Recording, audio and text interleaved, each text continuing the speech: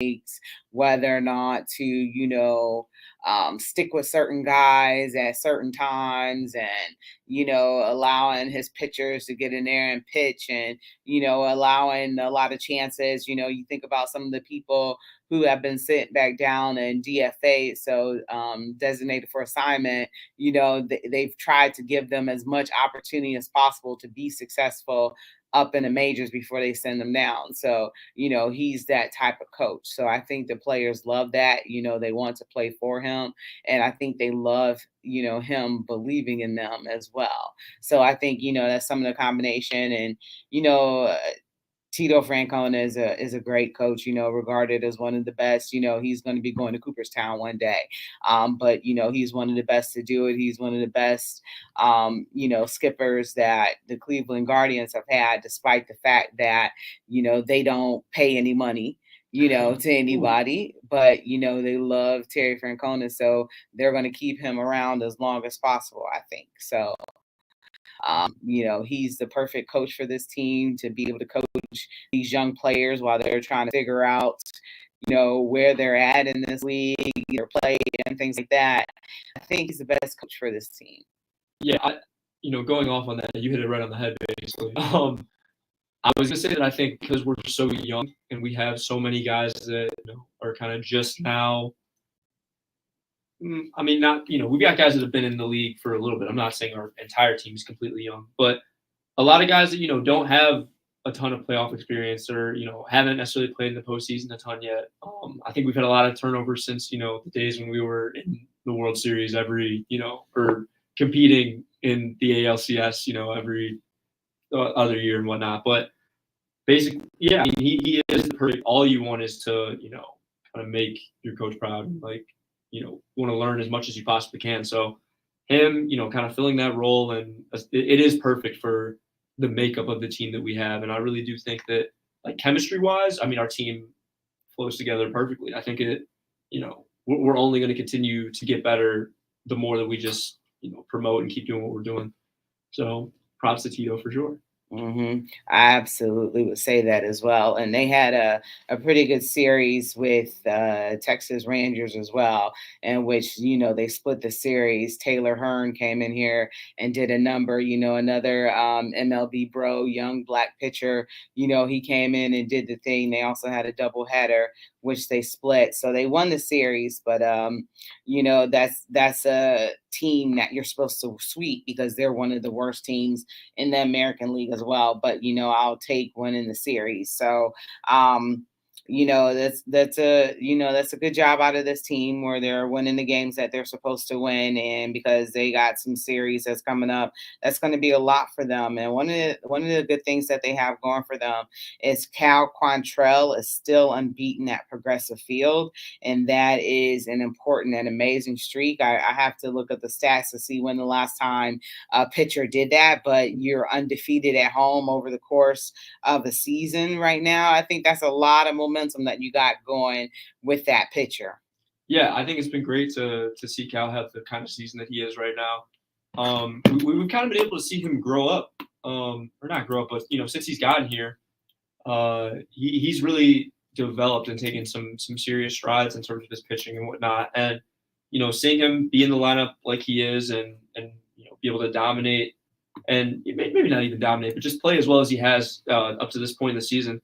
It's going to be crucial for our pitching staff down the line. I mean, we obviously depend on our pitchers, so heavily in terms of like our success, and we've been that way for a while now. But Cal coming in, doing the job that he has, I think he fits in perfectly. And seeing him go through this process of, I don't know, not like jumping to superstardom. I mean, he hasn't. I wouldn't necessarily say he's like in the top tier of the league right now, but he's at least making a name for himself, and I think that's been awesome to see. Like to me, at least throughout the beginning half of the season. Yeah, I think he's making a name for himself, and like you said, that's definitely a good thing. That's part of one thing Cleveland is known is for having those dominant pitching staffs. So that's another thing, and that's you have that great pitching staff, and you surround them with great players. Tristan McKenzie is doing well. Zach Plesac, even though he didn't, get the win on Saturday, well and had an athletic play. So it was pretty awesome. Oh, that was a great play this weekend. I was able to catch that one. Yeah, please. I just love seeing that kind of energy plays, like, out of pitchers in general. So Yeah, in the press conference, he was like, "I can make any play." He was like, "I'm a natural athlete." He was like, "You can give me the ball." He was like, "I'll tackle, I'll block for you, whatever." So he was like, "I'm an athlete. I'll do whatever." Hey, Cleveland Kate. Cleveland Kate is with us. What's up, Cleveland Kate? How are Hey, you? Good. what What is are he? you doing? He channeling his inner Miles Garrett Yeah, I almost wanted to say, so are you saying you gonna go play for the Browns now? But I for the didn't. Cavaliers.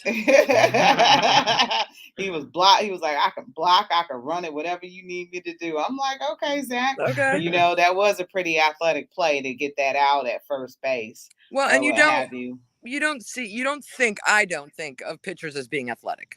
Mm-hmm. You know what I mean? true. They tend to I be a guess that's little true. chubbier, and Yeah. I just, Brian I Shaw. think they're good at like ducking and weaving. Maybe good at boxing if they can duck and weave out of the way of the ball that's coming at them. But don't get me started on Shaw. We're not going to talk about Shaw today. Well, we gotta talk about Brian Shaw. Is very scary when he's out there pitching. It's I can't very watch. scary. He comes But in, I shut it off. I can't watch. who was worse, Brian Shaw or Brad Hand? Oh, Brian Shaw. Just because he's been Yeah, doing yeah. it. I had some love for Brad Hand. I had some Oh love my for Brad God, I Hand. was scared every time he pitched. I was. I It was was a little too, scary but towards the end, but I think it's. Yeah, I think it's a little worse now than it was he's, with Brad. the hand scared me too, but it's been Shaw for a lot longer, a lot more innings of terror. Yeah, yeah, Brad Hand definitely scared me when he came out there pitches. You know who scares me now is Nick Sandlin. Yeah. We got a lot of scare. I cannot think of a single pitcher on our roster that when he takes the mound, I'm like, all right, we're good. I can sit back, eat popcorn. I can relax. Ain't nothing bad going to happen for the next couple innings. Cal Quantrill is undefeated at home. Yeah, would you like starting pitchers included? No, not starting pitchers. The Okay, bullpen. Bullpen. okay. Gotcha, Yeah. gotcha. Bullpen. Just had to clarify. That's all. Yeah, no, I appreciate you. I didn't know you were there. Hey, baby, how are you doing? Yep, I'm great. Great. You How are enjoying you? your summer break? Oh, of course, of course. Glad to be here Good. with you guys as always. Nice. Yeah, that bullpen is something to kind of behold, and that's where But amazingly, they're doing a good job somehow. But you got to put up enough runs so that nothing they can do can really hurt you. And that's one of the things as well, because even Anthony Ghost is having command issues too. So the bullpen is having command issues, but supposedly they're one of the best in baseball when they get a lead and things like that. So that's kind of amazing, but the Guardians, they have a long way to go because we're going to take a break in a second and we're going to actually talk about the next stretch that they have over the next 3 weeks, which could be very important to this season and which direction that they're going to go in. So we're going to go ahead and take a break. You are listening to Her in the Huddle on WOVU 95.9 FM. We will be right back.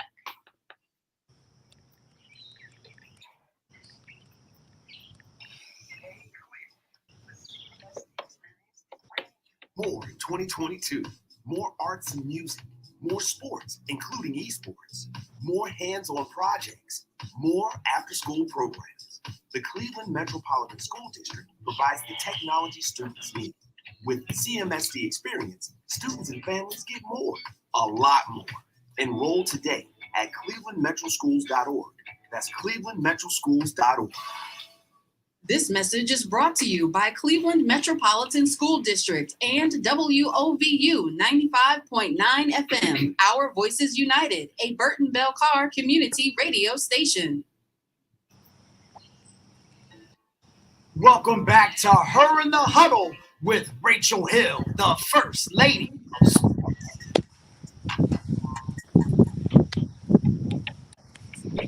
All right, welcome back to Her in the Huddle on WOVU 95.9 FM. This is your girl Rachel Hill, the First Lady of Sports, and I'm here with my girl Cleveland Kate and with Caleb Blake Rising Jr. at The Ohio State University. So happy to have you guys with me. So the Guardians' next stretch of games over the next 3 weeks, they got some tough ones. They are on the road. So they're on the road for 2 weeks. So they head to Colorado. They take on the Rockies. But the Rockies aren't one of the best teams in all of baseball. So, they lost Trevor Story to the Yankees. So just look at, Colorado as me. Yeah. So I think that they can pull out a series with them. With the way that the Guardians are playing right now, they can pull out a series against the Rockies. So it's going to be different out there because we know that, it's mile high and, the way the baseballs, go out of that park, that could be a hitter's, opportunity for them. And also, with some of the people who are struggling because Austin Hedges is still batting under 200. So That's I like know. such a demoralizing stat to hear. Like not even 200. He's not an offensive catcher, so Yeah. that's one of the things that we do know. But that should be an opportunity for the balls to go flying out, and if they make contact and be hit a little differently. So I think that they can split that series with the Colorado Rockies. So I'm not too worried about that. And that first game is they're actually off today, so the first game is tomorrow. Yeah, for a 3-game series. Then from there, they head to, sorry, guys, I didn't even ask about your opinions about the Colorado series. What are your thoughts about going against the Rockies? Who's our starting pitchers for those games? I don't know. Let me check. Where we at in the rotation? Because hopefully we're on like 3, 4, and 5. Cal pitched yesterday. Yeah. And what number is Cal? Is Cal 4th? I want to say yes. All right. So what? 5-1-2. 5-1-2. All right, I'll go 2 for 3. We can win that series.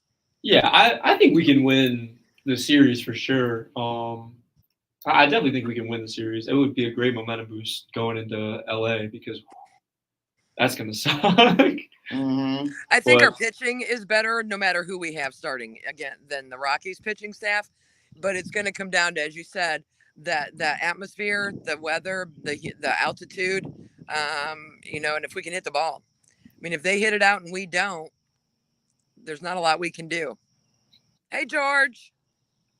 Well, right now, what is George saying? Oh, he said, Austin Hedges is no Mike Piazza when it comes to hitting, but he can be sneaky when least expected. Yeah, I expect him to be sneaky, so. Yeah. He's my favorite Indian right now.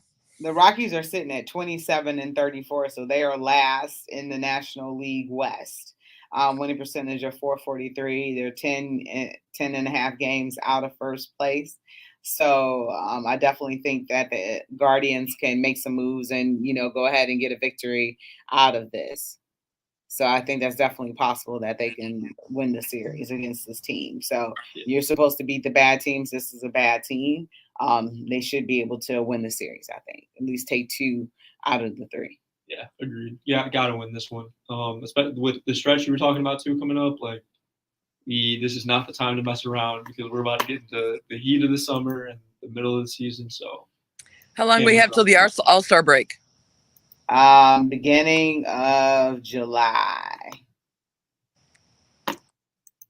So yeah, we got 4 series between now and then. Oh no, the All-Star is no. Actually, it seemed like it's later this year. It's the 19th through the 21st. So we got a month and a week. We got 5 weeks. Yeah. So they have 4 games off. Okay. That week, so they get a chance to get a little rest. But after they play Colorado, they have to go into LA and take on Freddie Freeman's Dodgers. Freddie Freeman is just one. You could say like so many different Dodgers for that team. I mean, they're loaded. Yeah. Yeah, I don't know how that's gonna go. They don't play the Dodgers that often. I love interleague play. I love watching them play Yeah. against teams in the National League more. I like seeing the pitchers bat, but now with the the DH, Oh, universal right. DH, they don't bat anymore. So, but I always think it's interesting. So the Dodgers are 37-23, and their winning percentage is 617.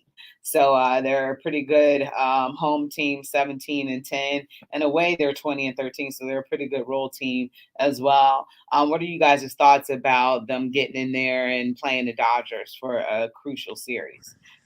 I mean, if we can just steal one, I'm cool with that. To Yeah. be real, this team's nothing to mess around with. They're going to be in the playoffs. Probably. I mean, they have an argument that they can go back to back, or not back to back because the Braves won last year. Mm-hmm. I was just thinking about Freddie Freeman, but yeah, I mean, if we can just get one out of this one, I would be content with this series. Okay. I feel like LA's feeling themselves right now, and that we're the kind of team they're going to sort of overlook. They're going to be like, "Oh, it's the Guardians. We don't have to try real hard. It won't be a big deal, and we might sneak two.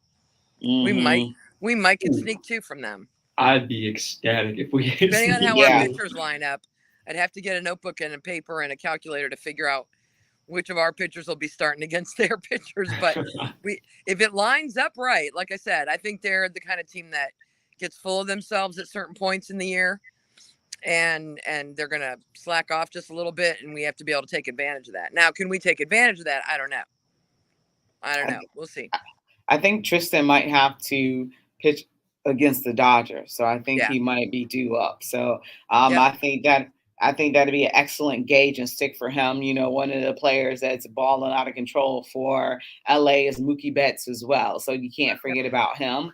You know what everything that he's doing. So LA, like Caleb said, LA is loaded and has some formidable, you know, baseball players on that team. But you know, Mookie Betts is one of the, you know, straws that stirs the drink. So they got to watch out for him because he's, you know, ripping pitchers off. So Mookie Betts is going to be somebody who they need to, you know, really watch out for. So that's good. That'll be an interesting matchup, and I think a good gauge of where this team could possibly end up because they're second in this division, and everybody thought that the White Sox were going to be second. Well, they thought the White Sox were going to be first, but you know, right now it's the Minnesota Twins because they're tearing cover off the ball. So after that 3-game set, they go to Minnesota. So another divisional matchup against the Twins. So they have an opportunity to kind of, you know, go against first place and, you know, have opportunity to chip away some games against the Minnesota Twins. So what are you guys' thoughts about going in there into Max Kepler territory and Byron Buxton and, you know, everything that Minnesota's doing right now for first place? Yeah, I mean, Byron Buxton has been balling out of control recently. So seeing like the season that he's had this year, Minnesota's good. Minnesota's good. I mean, you know, division games are always going to be close. I feel like we've talked about that on here for sure before, especially when we were talking about like how we should beat the Tigers.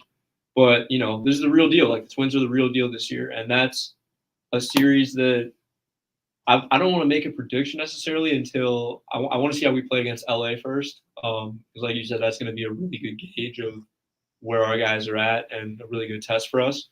But, you know, I mean, Minnesota they're going to come in ready to play. And is that here or in No, Minnesota? It's in Minnesota, but then 2 weeks later they come play here in Cleveland. Okay. So they after they play Minnesota, they play Boston and then the Twins again here. Okay, gotcha. So, yeah, I mean, on the road, that'll definitely be a telling series that'll let us know exactly where we're at in comparison to, you know, the top dog in our division right now.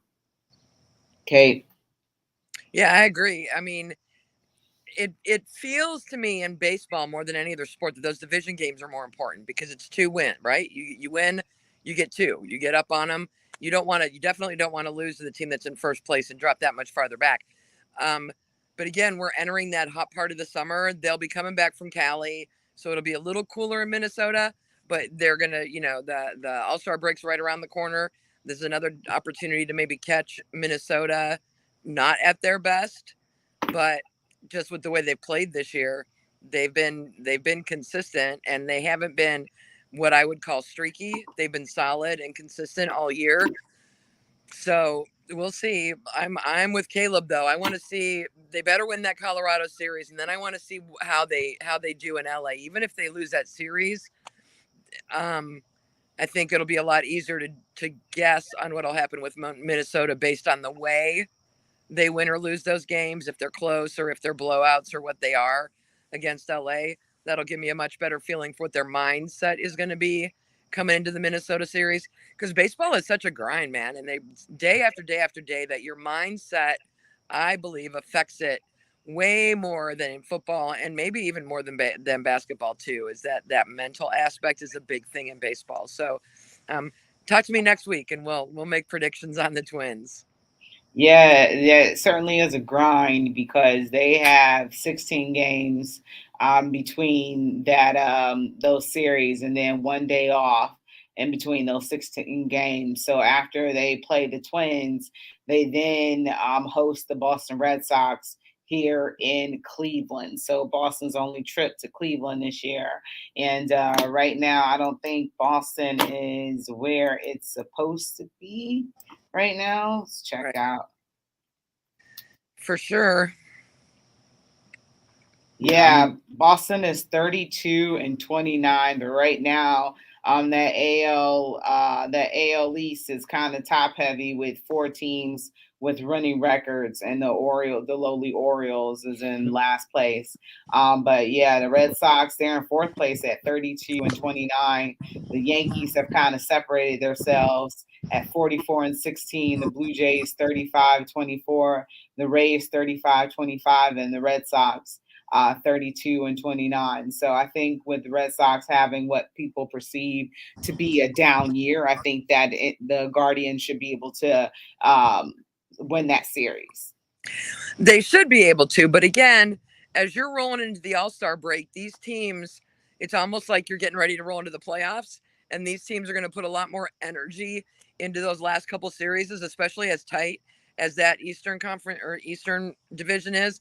And if they see an opportunity to get some wins and move themselves up, it's going to be a dogfight for wild card spots with that group. So they're going to be gunning for us. And traditionally, they've owned us, right? They've been living rent free in our heads. We've had a very big struggles with Boston over the years. So that'll be an interesting series. At least it's here. And while they're a team that travels well, my recollection is, aside from playoffs, you usually get more Cleveland fans than Boston fans in the stands here. So that'll help. Yeah, I think so too. Yeah, I don't get it when the stadium is like half full of Boston people.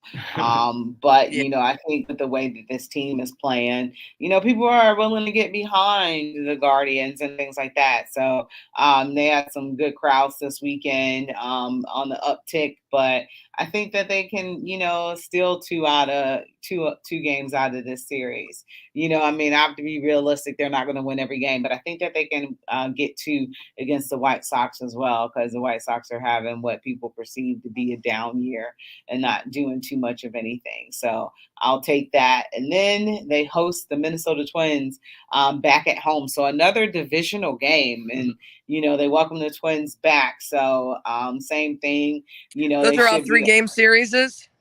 4. So this one's 4. Yup. The rest are all 3. We got 10 games in division between now and the All-Star break. That's big. That's a big number. Yeah. A lot a lot rides on those games, to be honest, when we get down to, later in the playoff time. Oh, we got even more though. Because we face before we even get to that All-Star, we still got the month of July. So we face the Yankees to open up July. But also you got the Tigers again, you got Kansas City, you got the White Sox, and then you got the Tigers again, and then you got the All-Star break. So a lot of divisional games that you got to go through before you get to the All-Star game as well. So that's 20 too, if I'm counting with you. So then that's huge. They need to make a move, I think, right now to take a little pressure off for later in the year. Now is the time for them to get it done, at least with the divisional games, to make up some ground. They need a bat. Because the AL is full of firepower, and getting the wild card spots is going to be tough. You need to win your division. The easiest road to the playoffs is going to be to win your division. Yeah, I think so as well. And who knows, that Twins could always tail off. It's about getting hot at the right time with baseball. And, going into this All-Star break, I think they have opportunity to go ahead and do some damage in their division and stuff. They should be able to split some series with the Twins. But then when they go into the Detroit, they should be beating Detroit. They should be beating the Kansas City Royals, and they should be beating the White Sox because they're better than them right now. The White Sox do have a lot of injuries as well, but whatever, we're talking, nobody feels sorry about injuries, and it is what it is where they're at right now. But I'm thinking that they should be able to, gain some ground in this division before the All-Star game. So I'm thinking you're right. So we're going to go ahead and take a break. You are listening to Her in the Huddle on WOVU and 95.9 FM. We will be right back.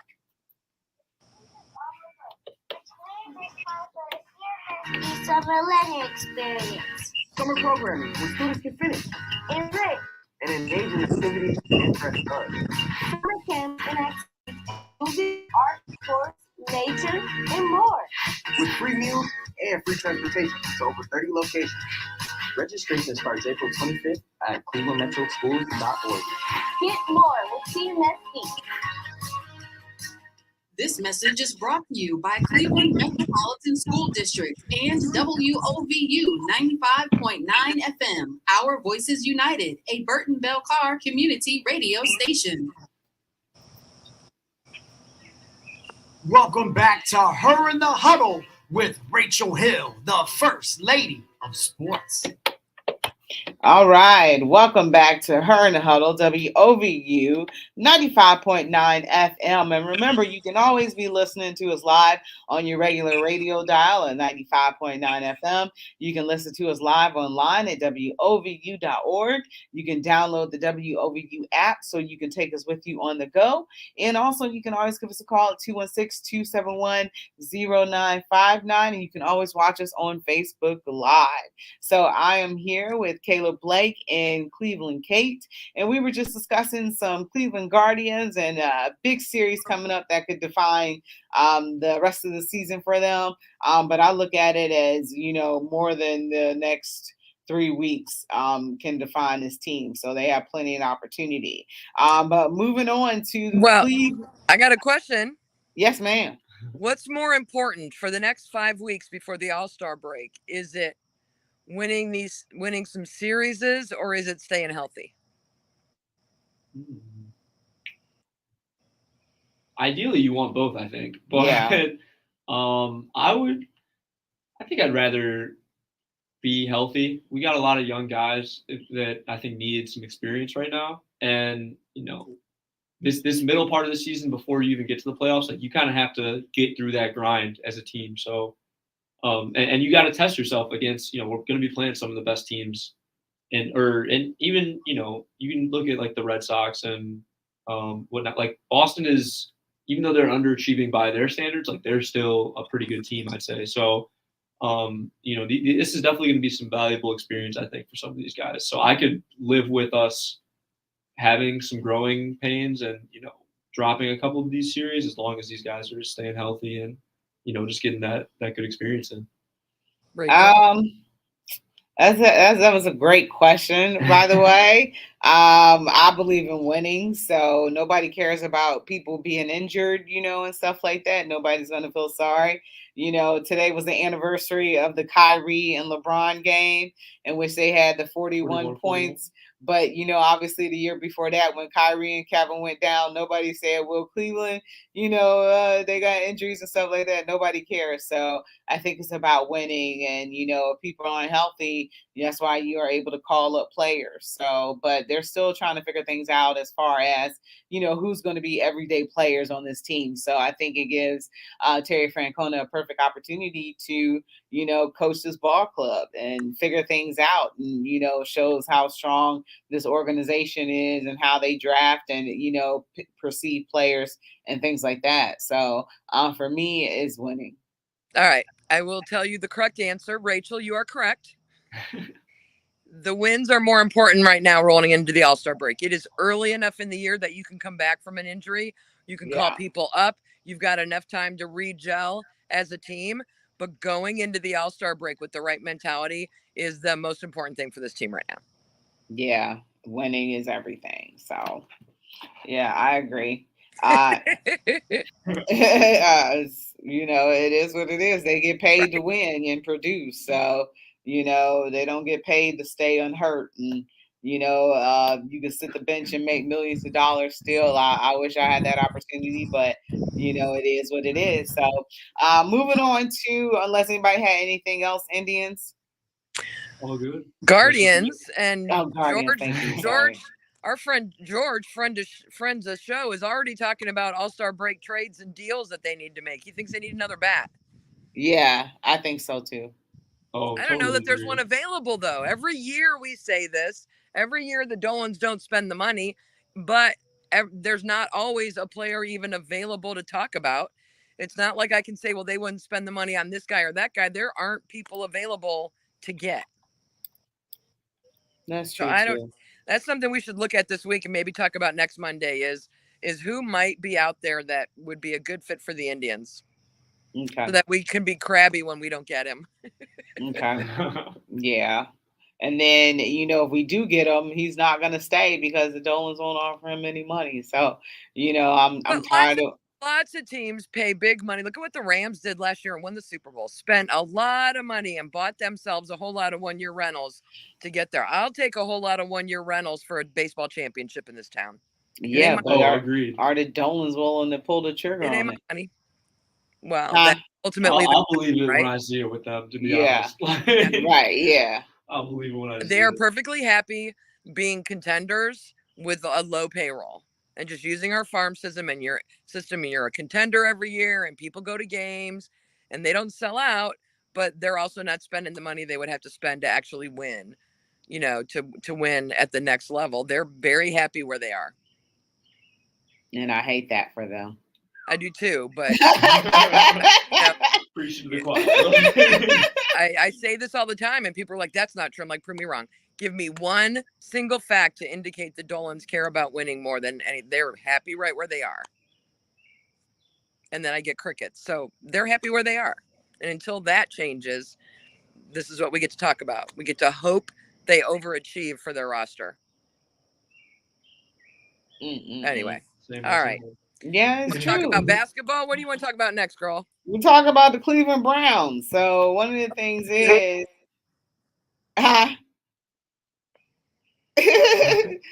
you cover your phone up? No, I'm okay. Okay. I said bad words to myself. All right, let's talk about. We're gonna talk about 24. No, we're not, because we can't do any bashing of no bashing of Deshaun Watson. So I'm not bashing nobody. We can't talk about that. Is it Nick Chubb number 24? 24. What's up with 24? We got 4 running backs on our roster, Rachel. What am I going to do with 4 running backs? Oh, that's right. Jacoby Brissett's going to be under center. He ain't got nobody to throw to. I forgot. My bad. I'm 4 running backs. I'm pretty high on Amari Cooper this year. I think he's going to have a good season. Yeah.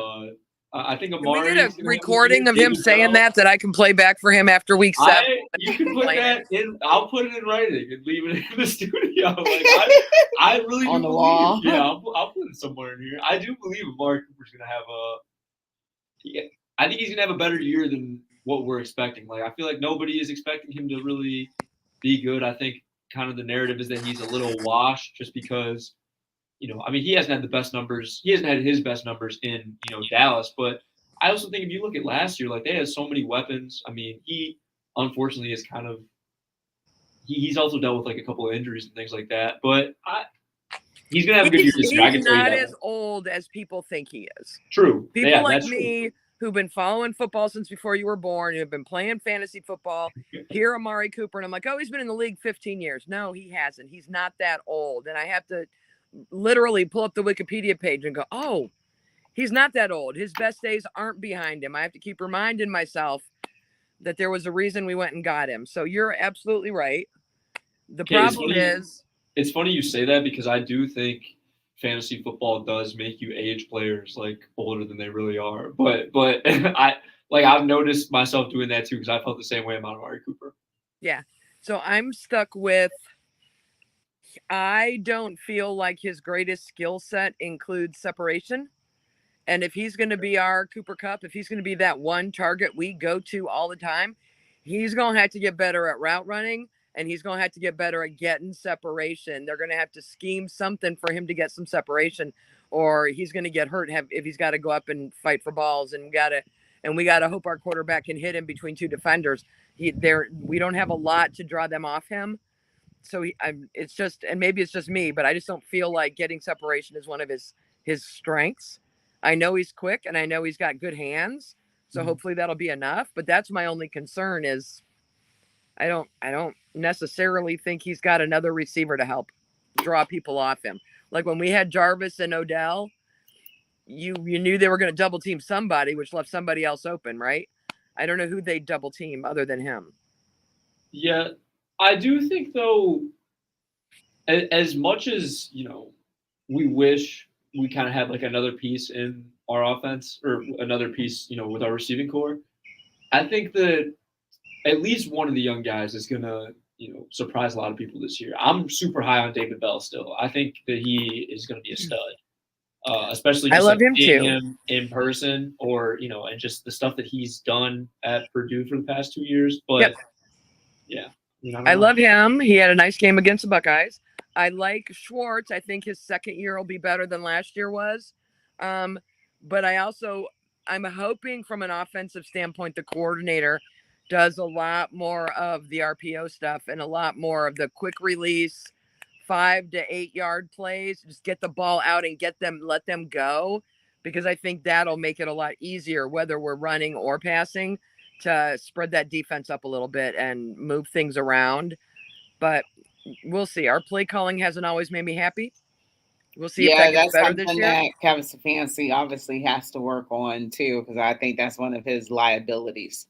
Because I think that aside from the injury, that's one of the things that hurt Baker last year is they didn't call plays to help him with the things that he does well, or to take pressure off him with the injury. He was still throwing to both sides of the field. And I thought they could have done a better job running plays to the skill set of our pieces. They did the year before. And then last year's play calling just felt very weird. So hopefully this year we get back to some of that. Depending on, like I said, depending on who's under center, I'm just planning on Jacoby Brissett for the first 6 weeks. We'll see. But that's just sort of where I have to get my head right now in order to get through the off season and get to football. So we'll see. We'll see. Did you see the new booth team for TV for the preseason? No. I did not. Joe Thomas, Chris Oh, Rose, and Aditi Kikabwala. oh, Have a really? lady on the field for the preseason games. Oh, I'm wow. excited. Great job, I'm Aditi. excited with those That's fun. three. I think it'll be super fun. I like Yeah. Joe Thomas. I like the idea of him in the booth and doing color commentary to Chris Rose's play-by-play. So I'm actually kind of excited for the preseason TV this year. Do you think he didn't take the Browns job because he didn't want to be committed to every Sunday, or why do you think he didn't take the Browns job? Was he offered it? I don't see why not. I personally, I actually agree with you, Kate. Like, I think that he's really good, like in the booth, or that he could be really good just like as a media personality. Like I paid attention to some of his stuff just on, like Twitter, different podcasts and stuff that he's done. The Tomahawk. Yeah. Him and Andrew Hawkins, right? Yeah, I usually enjoy like the content stuff that he But has, there's so. a difference between doing a podcast, because I do one, doing radio, because I do that with you, and doing color commentary with the play-by-play guy in the booth for every Browns game. It's a very different, it really is a different audience, and what they're looking for from a content perspective, from a language and the way you present yourself and the way you talk and the chemistry is very different. And I think after having Deacon there for so long, they didn't want to put someone in and then have to remove him after a year. They want to find someone that's going to be there as long as Deke was. And I don't know if that's Joe Thomas's long-term thing. I imagine him wanting to do more national than just Cleveland, but letting him do the preseason will give them a feel for what he does in the booth and what that's actually like. So it could be the first step. Do you know what I mean? I just, it's, I've seen a number of people that I thought were awesome in their regular stuff, doing podcasts or sports talk or whatever, and then get a job in a booth and they didn't make it, they made it 1 year and then the network replaced them. There are very different goals and objectives and things that they're looking for. Not just, does it make me happy? Do I like watching them? I'm clearly not the typical TV viewer based on the number of people I like that are no longer on my TV. So I would have been surprised if they'd offered it to him. And his kids are still little. So I think for now he wants to stay local. I don't think he wants to do a full year traveling on the road all the time kind of thing. Does he still live in Cleveland? He still lives in the area. Yeah. Oh, okay. Yeah. So I don't know. We'll see. But I'm excited about it. I'm excited about the preseason for that reason only. Yeah. Didi, I love her. I love her so much. And it'll be funny having her actually be employed by the Browns because she gets called a Steelers honk a lot because that's where she lives. And that was just part of the deal when she got the job with them. It was, you can go to Atlanta, you can go to, California, you can go to the Midwest. And she's like, oh, is Pittsburgh Midwest? And they're like, yeah, that'll work because her husband had family there. And I'm like, honey, Pittsburgh is not Midwest. It's East Coast. I mean, it's Central Ohio, Yeah. It's AFC North territory, but I would never consider Pittsburgh Midwest. But I mean, that's just where she ended up living. So she does a lot of radio in Pittsburgh and in Cleveland, and she gets a lot of grief from Cleveland fans for, like I said, being a Steelers honk. So it's kind of fun now that she's working for the Browns. Maybe some of those people will lighten up on her on Twitter because she's good. I like her. Yeah. There's quite a few women that I enjoy looking forward when football season starts. Someday that'll be me and you, Rachel, or maybe you. I don't know. I think I'm too old. I'm past my prime. My expiration date's over. My expiration date's passed, but you still got a shot. You're still young. You look all of 25, Catherine. I turned 56 a couple weeks ago, girl. I love every minute of my age. Yeah, we got this, though. All right, we got to take a break, though. We'll be right back. You're listening to Her in the Huddle on WOVU and 95.9 FM. We'll be right back. Experience is bringing you more in 2022. More arts and music. I don't know why it sounds messed up in the headphones. More hands-on It comes through like the same as everything else on mine, or like pretty clear. Oh, really? Does this sound messed up to you? Yeah. Technology students need. I mean, I'll like when we first start, like I'll listen, but I feel like you sound fine. No, it's just a commercial. That's not coming through the way it needs to. This message is brought to you by Cleveland Metropolitan School District and WOVU 95.9 FM, Our Voices United, a Burton Bell Carr community radio station.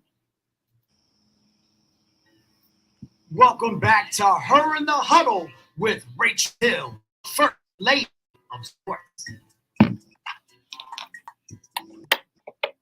All right, welcome back to Her in the Huddle on WOVU 95.9 FM. This is your girl, Rachel Hill, the First Lady of Sports with Cleveland Kate and Caleb Blake.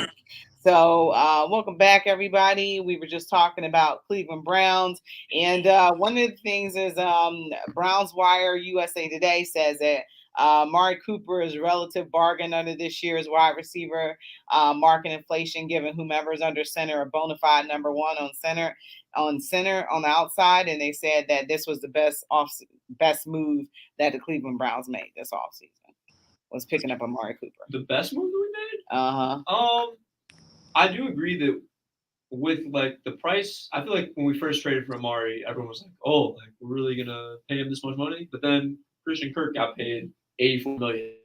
So like anything after that is it's all about perspective. But I still think that like re-signing Jadeveon was such a big move. Like that was huge. Some of the other like just things that we've done defensively, and I mean obviously we don't know if he's gonna play yet, but like Deshaun Watson. So I mean I guess we had him before Amari, but either way, like it's I don't know if I'd say that was the biggest move that we made. Yeah, and you got Jarvis's and OBJ's contract off the books too. So Right. Front office is putting in work right now. Huh? The front office is putting in some work right now. Yeah. So, but yeah, that's from the Browns Wire USA Today. What do you think is the worst move they made in this offseason? I know what I think it is. In this offseason? Since the end of last year, what's the worst move they made? I know what you're going to say. I think I know what you're going to say, and I think I share a similar sentiment, but like I don't know. I'm just hoping that we can get a good year of Browns football, to be real. Like I'll say it. I think the move we're going to regret is trading away Case Keenum and picking up Jacoby Brissett, because I think Case Keenum would have been a much better option to carry us through whatever we need to get carried through at the beginning of the season. Yeah, you went in a different direction with him. I did. He was. I'm not going to talk about Sean. I honestly was just going to talk about our relationship with Baker, to be real. Like, if I could go back and change that, I don't even know that that's a move. It's but it's coming though. It's coming. I can't believe they haven't done something with Baker yet. The fact that he's still on this roster is frustrating because I don't know what they're doing. It's embarrassing. But from an actual made a move, I just think they're going to regret getting rid of Case Keenum, because they had to know when they went after Deshaun that suspension is still looming. And for you to get rid of a quarterback who already knows your system, for a team that has finally had some continuity. We've had the head coach for a couple years. He's got his offense and his stuff instilled, and you're not going to have Baker back. You're iffy on your other option. Why wouldn't you keep someone like Case Keenum who won that Thursday night game last year? I keep going back to that Thursday night game against Denver. He did just fine. He would have been the right quarterback to start this season off. And I'm scared to death that we're going to start the season in an 0-6 hole that we won't be able to climb out of. Those first 6 games are going to set the tone for our entire year, regardless of how, if Deshaun comes back in 100% Deshaun shape and wins every game out, you still started yourself you dug a hole and jumped in to start the season. And that's going to be rough. Over 17 games, that's a rough way to start. Yeah, I mean, that's very true. He knows the system better, and, he's been in this organization. So, that's a very valid point about the players are getting rid of familiar with. him. You've now got a locker room that is divided between they've got to learn Deshaun with everything going on. They've got to figure out if he's their boy. Some of them still like Baker. Some of them apparently were not happy with Baker, so they don't mind seeing Baker go. Case was just low-key, steady character, good dude that everybody liked. I've heard 0 issues with people about his relationship with anyone in that locker room, and I worry that. So what I've seen since Kevin Stefanski took over is much more stability in the mindset and the character level of that team in that locker room. They're keeping things quiet. You don't hear a lot of talk, and those are all very good things. And I feel like Case would have helped keep that going. And now I feel like I got a little bit of wibble wobble going on in there. Maybe I'm making more of it than there needs to be. I don't know, but that's my concern, is that, we're gonna be hearing it in the beginning of the season, is we should have never let Case go. I think I'm not like upset about Jacoby Brissett being, like if he was to be the day one starter, if that's what ends up happening. I don't think there's that much of a difference between Case and Jacoby from a football standpoint. I think from maybe a continuity standpoint, just like having the same guy in, the building for, year after year. And he's a guy that, was with Kevin Stefanski in Minnesota. So I guess that I definitely see that side of it. But I agree with you. From a skills standpoint, they're very similar. Yeah. Okay. Yeah. They're very similar. Yeah. I completely agree. I definitely take that argument then. Yeah. I just go back to, he knows the play, he knows the area, he knows the stadium, he knows Kevin. You're right. that he played for him in Minnesota. You don't have to explain everything to him. He doesn't have to learn all over again. And how many years, people put up that picture of the jersey with the quarterbacks on it, right? But to me, what that means is how many opening games have I had a brand new quarterback in their first game as a Cleveland Brown on my opening day? And I got to do that again this year, no matter whether it's Deshaun or Jacoby. I got yet another brand new quarterback on opening days. Well, I can't win on opening day. This is why our opening day record is the worst in the league. I would have liked to have had somebody under center who's actually played a game in Cleveland before. Well, supposedly they set us up and are giving us Carolina, so supposedly we're supposed to win this game. So Well, the I think NFL's trying to do us because I think solid. at that point they thought Baker was going to be in Carolina fighting Sam Darnold for that job, which would have been hilarious since they both came out in the draft and I actually wanted Darnold over Baker that year. I am doing everything I can, Rachel, to think of things to talk about, so you don't make me talk about the Warriors or Boston. I'm running out of steam because I haven't watched a single game. I understand it's 2-2. I hate them both. I know. Yeah, I you hate haven't them watched both. a single game. I want Bane to win the NBA Finals. I could care less. I'm just waiting for the alert on my phone that tells me it's been 6 years since the Cavaliers won, because I get that notification every year. It'll show up in all my memories. I can't talk about basketball. Oh, that's so unfortunate. But it's been a good series, It's Kate. such a Don't good care. series. I hate both of them as Hey, well. both of them. I look at There's nobody on either team that I want to see get a ring. You can't look at it like that though. You gotta. Oh, I can. You, I'm a girl and I'm petty as hell. I am petty as I will be petty Betty till the end of my days when it comes to basketball. I think that what excites me about this series is it's so much like just it's a new wave right now. Like I know Boston has been. Everybody has their own thoughts and opinions about the Celtics and whatever, but I think that this is kind of a new era of Boston basketball. You got Tatum and Jaylen Brown leading them in, and then them kind of going against the the 2010s dynasty. I'd say like the Warriors. I think they dominated most of the past, at least the latter half of the last 10 years. I just think there's so much excitement. There's so many different like legacy things that have are impacted right now, like with Steph Curry, with just the Warriors in general. There's so much juice in this series. I love it. Yeah, don't care. Well, I don't want Boston to win because they have enough championships, or whatever. They have what, 18? Huh? And Golden State doesn't. You didn't give me a chance to say I don't want Golden State to win either. I don't want them to win either. I hate both of them equally, and unfortunately, one of them is going to win the series because it's a 3-game series now. But I feel the same as you, but I've been watching because all right, who's got home court? The Warriors. All right, then they're gonna win. You guys, this was not the look. I have been all in on the fight. I even went out and Rachel, I texted you about this the other day, but started a podcast like my own, about the finals and every game and stuff that's going on. The Fast Break with Steve Lake, by the way, just for anyone that wants to go out there and give it a listen. But, a guest on this alleged podcast. But it's I mean, I've been talking a ton about the finals because it's such a good series. There's so much going on with it, and like at every game, you think something different. Like I haven't thought that Boston was going to be able to. I really thought the Warriors were kind of just going to come in. We know what they do. Like Boston's a little too young, but they have really shown that this team has grown up, and we've seen it too because especially being Cleveland fans, like we saw when were you guys at the watch party that I know I was at the watch party that night when Jason Tatum dunked on LeBron before we went to the finals in 2017. I want to say it was 2017 or 18. Oh yeah, I remember that dunk. We've kind of seen them like grow up from that and turn into this championship contender. So it's been a really exciting series. I will say this. It's the only nice thing I'm gonna say about Boston. They worked their butts off the way that their road to get here through the playoffs was not easy. And they did the work and they got it done, and hats off to them because I didn't have them getting out of the first round. So really, yeah, I won't lie. I said some of that was my bias because I hate them, but I wasn't sure with their youth that they could rise to get through all the teams that they had to get to, and they did.